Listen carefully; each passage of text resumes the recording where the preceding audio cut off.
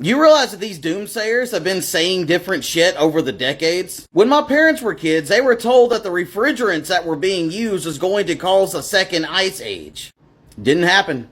When I was a kid in the 90s and in school, we were told that the ozone layer was going to have a massive hole in it from all the hairspray that was being used, and that the destruction of the ozone layer was going to cause the sun to fry the entire Earth.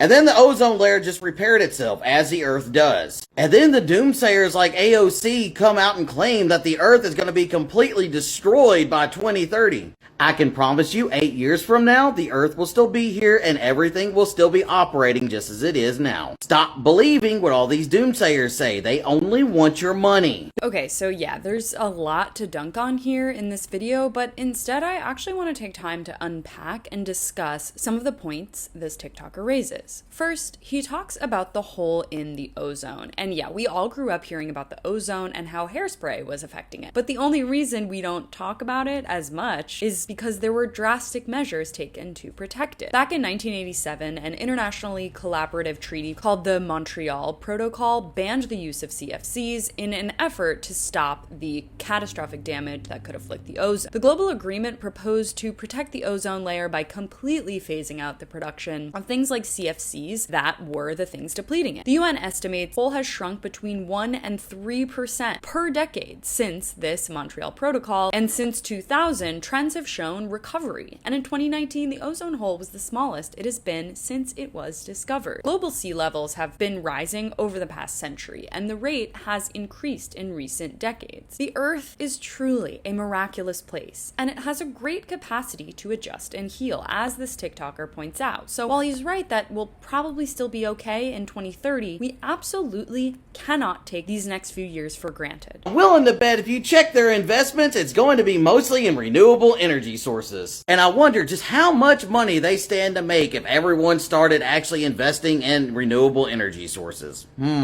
Finally, his point about renewables is an interesting one, because he's right that a lot of financial investors and private equity firms and elite Wall Street types are focusing heavily on renewables and green initiatives. So there must be a catch, right? We have to be careful about outright trusting claims from corporations who only care about their bottom line. But on the flip side, getting climate change measures to be profitable for companies is one of the only ways we're going to sustainably care for our Earth in the long term. I've covered climate activist stunts before, just this week in fact, and while they're good at drumming up attention, most people agree that the climate crisis needs technocratic, bureaucratic, and frankly boring solutions as well. And those people working in finance and policy are those technocrats who will bring about sustained solutions. Many climate scientists do agree that doomsday rhetoric and fear-mongering language doesn't help the movement, because what we really need are people invested in finding long-term solutions that take time. Where he is wrong is denying the effects of climate change in its entirety because of certain doomsdayers. Overall, we just don't know where our Earth will be in the next 20, 50, 100 years, but we do know that it's our only home, and caring about its health is obviously vital. Thanks so much for watching. You can follow me on all platforms at Caro Johnson 917.